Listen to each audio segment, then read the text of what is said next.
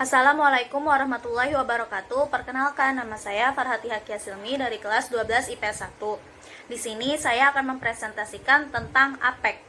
APEC atau Asia Pacific Economic Cooperation adalah kerjasama di bidang ekonomi antara kawasan Asia Pasifik. Lalu, kapan sih APEC didirikan? APEC didirikan pada tahun 1989 oleh beberapa negara di wilayah Asia dan Pasifik.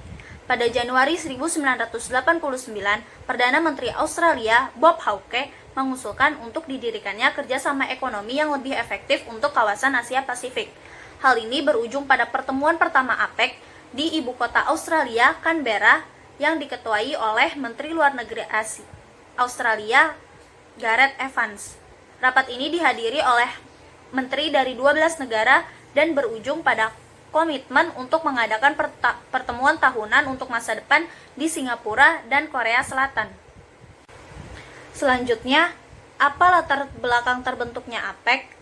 APEC terbentuk karena beberapa faktor, yaitu yang pertama, munculnya berbagai kelompok kerjasama perdagangan regional. Kelompok kerjasama perdagangan regional di negara-negara lain mendorong negara di kawasan Asia Pasifik untuk ikut pula mendirikan organisasi di bidang ekonomi. Lalu selanjutnya, adanya perubahan di bidang politik dan ekonomi yang terjadi di Uni Soviet dan Eropa Timur. Yang ketiga, kekhawatiran akan gagalnya perundingan putaran Uruguay, yang mana jika putaran Uruguay gagal disepakati, diduga akan memicu sikap proteksi dari masing-masing negara. Awal mula terbentuknya APEC, negara-negara dari Perhimpunan Bangsa-Bangsa Asia Tenggara atau ASEAN menentang usulan awal, dan sebagai gantinya mengusulkan Kaukus Ekonomi Asia Timur yang tidak memasukkan negara non-Asia seperti Amerika Serikat, Kanada, Australia, dan Selandia Baru. Namun, usulan ini ditentang oleh negara-negara di kawasan Amerika dan mendapat kritik pedas dari Jepang dan Amerika Serikat. Selanjutnya, ada tujuan didirikannya APEC. Tentu saja tujuan didirikannya APEC adalah meningkatkan pertumbuhan ekonomi dan mempererat komunitas negara-negara di Asia Pasifik. Hal ini dilakukan dengan mendorong dan memfasilitasi perdagangan dan investasi yang lebih bebas dan terbuka di kawasan Asia Pasifik, serta meningkatkan kerjasama pengembangan kapasitas ekonomi anggota. Untuk itu, telah ditetapkan suatu target, The Bogor Goals, sebagai hasil kesepakatan konferensi tingkat tinggi APEC di Bogor pada tahun 1994. Negara-negara anggota APEC disebut sebagai ekonomi. Saat ini terdapat 21 ekonomi yang menjadi anggota APEC, yaitu Australia, Brunei Darussalam, Kanada, Chile, China, Hong Kong, Indonesia, Jepang, South Korea, Malaysia, Meksiko, New Zealand, Filipina, Peru, Papua Nugini, Rusia, Singapura, Cina Taipei, Thailand, Amerika Serikat, dan Vietnam. Kerjasama di APEC merupakan kerjasama non-politis yang ditandai dengan keanggotaan Hong Kong, Cina, dan Cina Taipei yang tergabung di dalamnya. Selanjutnya ada prinsip kerjasama APEC. Yang pertama ada konsensus, yang berarti bahwa semua keputusan di APEC harus disepakati oleh dan bermanfaat bagi 21 ekonomi anggota.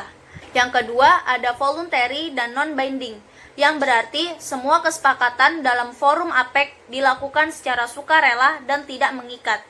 Yang ketiga, concert unilateralisme, yang berarti pelaksanaan keputusan dilakukan secara bersama-sama sesuai dengan kemampuan tiap ekonomi tanpa syarat resiprositas. Yang keempat, differentiate time frame, yaitu bahwa setiap ekonomi maju diharapkan melakukan liberalis terlebih dahulu.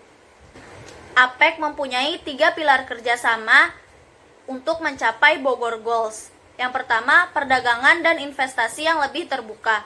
Perdagangan dan investasi yang lebih terbuka diharapkan akan menurunkan dan dalam jangka panjang menghilangkan hambatan tarif dan non-tarif bagi perdagangan dan investasi, membuka pasar khususnya bagi produk-produk Indonesia, meningkatkan perdagangan dan investasi antar ekonomi anggota APEC, mendorong pertumbuhan ekonomi yang tinggi di ekonomi anggota APEC, serta meningkatkan standar hidup di seluruh kawasan Asia Pasifik.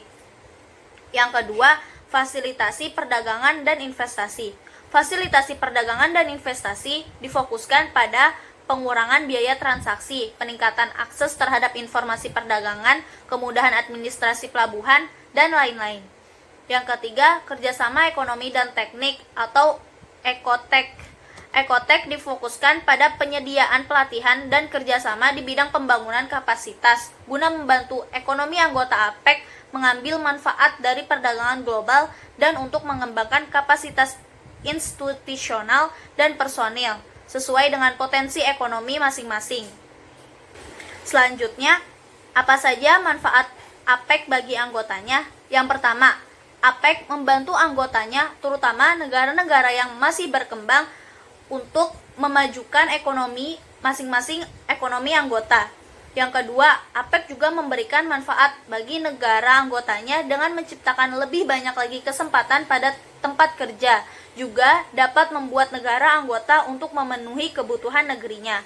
Manfaat APEC yang ketiga bagi para anggotanya selanjutnya adalah untuk meningkatkan perdagangan bebas di kawasan Asia Pasifik. Yang keempat, APEC bermanfaat dalam meningkatkan arus barang dan juga jasa sekaligus memajukan pertumbuhan ekonomi negara anggotanya. Selanjutnya, APEC juga merupakan salah satu organisasi yang dapat meningkatkan jumlah ekspor dan impor sekaligus untuk meningkatkan kerjasama, terutama dalam bidang ekonomi dari para negara anggota. Lalu selanjutnya, APEC merupakan salah satu organisasi yang dapat digunakan sebagai wadah untuk saling bertukar pengalaman. Karena salah satu forum yang ada pada APEC adalah polisi dialog, yang artinya secara tidak langsung akan memberikan manfaat yang sangat besar, terutama untuk menarik berbagai pelajaran dan juga pengalaman positif antar negara anggota. Selanjutnya, dampak nyata APEC. Keberadaan APEC secara nyata berkontribusi dalam pertumbuhan ekonomi negara-negara di kawasan Asia Pasifik. Negara anggota APEC berkontribusi terhadap 53% GDP dunia serta 44% volume perdagangan di dunia.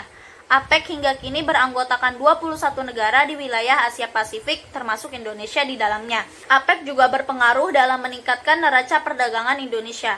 Neraca perdagangan Indonesia kepada seluruh anggota APEC mencapai 289,3 miliar US dollar atau 75% dari total perdagangan Indonesia hingga tahun 2011. Begitulah tentang organisasi APEC yang meski pada awalnya terdapat pertentangan, namun hingga sekarang sudah mencapai 21 negara anggota. Semoga organisasi ini dapat selalu terjalin dengan baik dan memberikan manfaat bagi para anggotanya, sehingga dapat menjadi sejarah yang dikenang dengan perasaan senang. Sekian dari saya, kurang lebihnya mohon maaf. Wassalamualaikum warahmatullahi wabarakatuh.